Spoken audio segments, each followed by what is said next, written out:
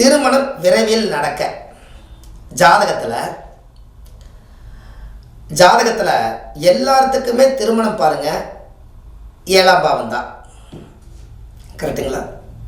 ஒரு லக்னத்தில் இருந்து 7ஆம் பாவம் எந்த பாவமோ அந்த இடத்துல பாவ கிரகங்கள் சுப கிரகங்கள் அதை பார்க்குதா என்ன பண்ணுதுங்கிறத நம்ம தெரிஞ்சு தான் ஒரு வாழ்க்கையில் ஏதோ ஒரு கோவிலுக்கு நம்ம போய் பூஜை பண்ணி சாமி கும்பிட்டு வாழ்க்கையை அமைச்சுக்கிறதுக்கு முயற்சி பண்ணுறோம்.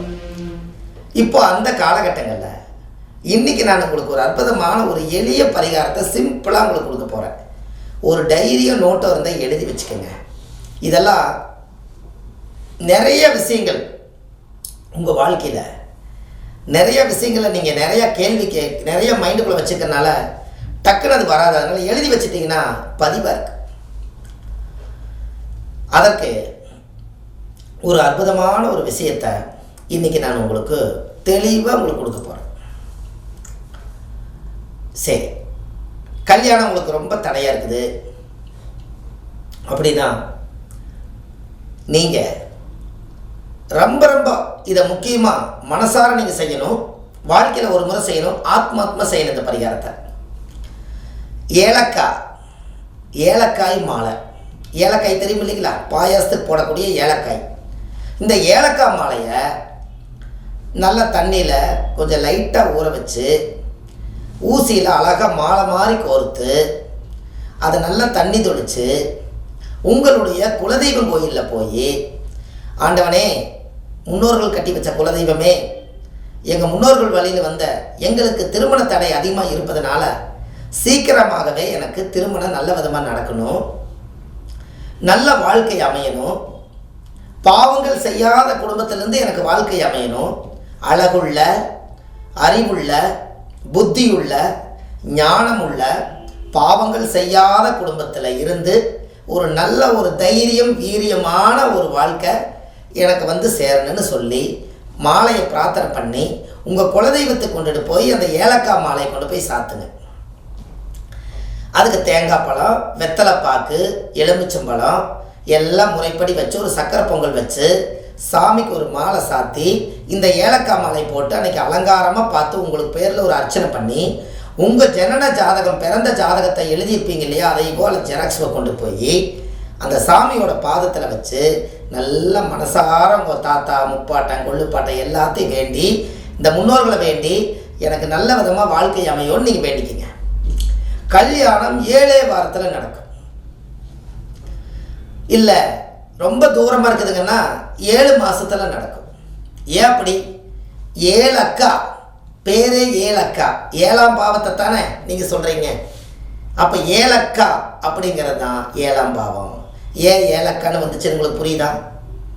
அப்போ உங்கள் வாழ்க்கையில் அந்த 7ஆம் இடம் என்பது ஏலக்காயை இன்றைக்கி பாருங்கள் எல்லா இடத்துலையுமே மாலையாக கோர்த்து இந்த உலகத்தில் இப்போ நிறைய சமர்ப்பணம் பண்ணும்போது அந்த சுவாமிக்கு வந்து நறுமணம் நல்லா தேவையா.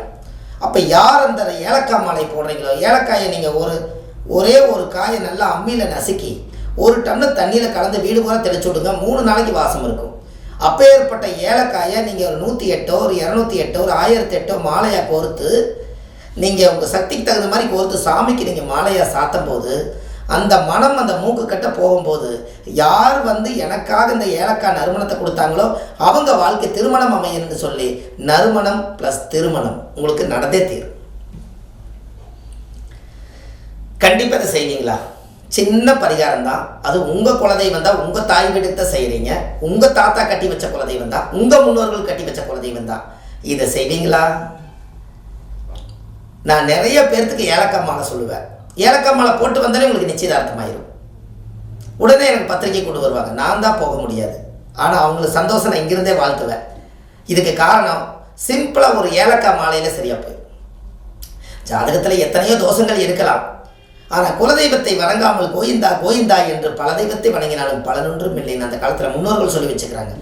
ஊரே சுற்றி எல்லா தெய்வத்தை கும்பிட்டையா, உன் குலதெய்வத்தை கும்பிட்டையா, உன் குலதெய்வத்து கோயிலுக்கு போனையா, உன் குலதெய்வத்து கோயிலில் போய் உன் மண்ணை மிதிச்சியா, உன்னோட தாய் வீடுன்னு ஊராக சொன்னையே, உன் குலதெய்வம் கோயில் போய் ஒரு நாளாக தாய் வீட்டில் போய் ஒரு பௌர்ணமி அன்னைக்கு தங்கியிருக்கிறியா, இப்படியெல்லாம் இருக்குது.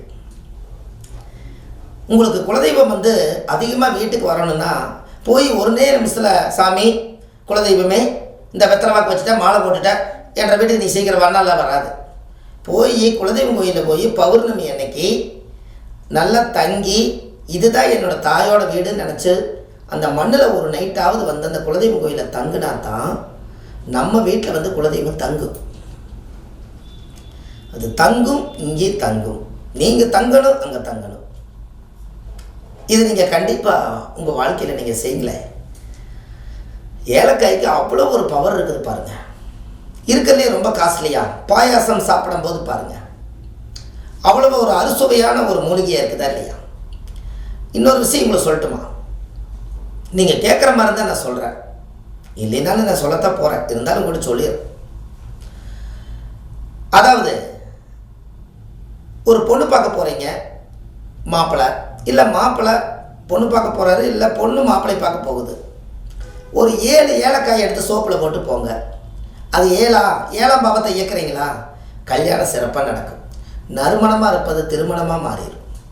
நறுமணம் ப்ளஸ் திருமணம், இதெல்லாம் உங்கள் வாழ்க்கையில் தேட கிடைக்காத பொக்கிஷம். சிம்பிள் பரிகாரம். ஆனால் ஒரு டப்பாவில் போட்டு நம்ம வச்சுருக்கிறோம் வீட்டில். என்னைக்காவது ஒரு நாள் பாயாசம் செய்யும் போது 2 நசுக்கி போட்டுக்கலான்னு. ஆனால் வாழ்க்கையவே கசக்கி போடுதல்லவா அது. அதனால் இது நீங்கள் ஏதாவது கொஞ்சம் மாற்றி அமைங்களேன். கண்டிப்பாக உங்கள் வாழ்க்கை ரொம்ப ரொம்ப சிறப்பாக இருக்கும். இந்த பதிவில் ஏலக்காய் பரிகாரம், ஆதிகால பரிகாரம். ஆதி காலத்தில் ஏலக்காயை பெரிய பெரிய ராஜா வீட்டில் அரண்மனையில் ஏலக்காய் தான் அந்த காலத்தில் செண்டு நறுமணம். உங்களுக்கு தெரியுமா? ஏலக்காய் தான் அம்மியில் அரைச்சி வீடு பூரா தெளித்து பூஜை ரூமுக்கெல்லாம் தெளித்து விடுறதுக்கு ஏலக்காய் தான் அந்த காலத்தில் வந்து செண்டு. இன்றைக்கி செண்டு ஸ்ப்ரே வந்துருச்சா இல்லைங்களா? அந்த காலத்தில் கிடையாது, செண்டு ஸ்ப்ரேலாம் கிடையாது. ஏலக்காயை அரைச்சாலே மணக்கும், ஊரே மணக்காது. காற்று வாக்கில் ஊருக்கே மணக்கும்.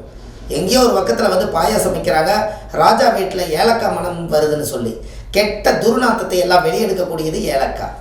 அதனால தான் 7 அக்கா சேர்ந்ததான் ஏலக்காய். பார்த்துக்குங்க. அந்த காலத்தில் 7 பேர் சேர்ந்து பிடிச்சு வச்சுருக்காங்க பாருங்கள், அந்த விதையை ஊனியிருக்காங்க. 7 அக்காமார்களும் உதவியிருக்காங்க. அது காலப்போக்கில் 7 அக்கா கடைசியில் ஏலக்காய். இப்படியெல்லாம் அந்த காலத்தில் பேர்லேயே வார்த்தையிலேயே உயிரோட்டமாக ஒரு வேலையை செஞ்சு வச்சுருக்காங்க. நமக்கு தான் அது தெரியல. அப்போ கண்டிப்பாக இந்த திருமணம் விரைவில் கைகூடுறதுக்கு உங்களால் ஒரு எளிய பரிகாரத்தை நிச்சயமாக உங்களால் செய்ய முடியும். கண்டிப்பாக நீங்கள் ஒரு மாற்றத்துக்கு வந்துடுவீங்க. உங்கள் வாழ்க்கை வளமுடன் வாழ்கிறதுக்கு இது சரியான பரிகாரம், ஆதிகால பரிகாரம்.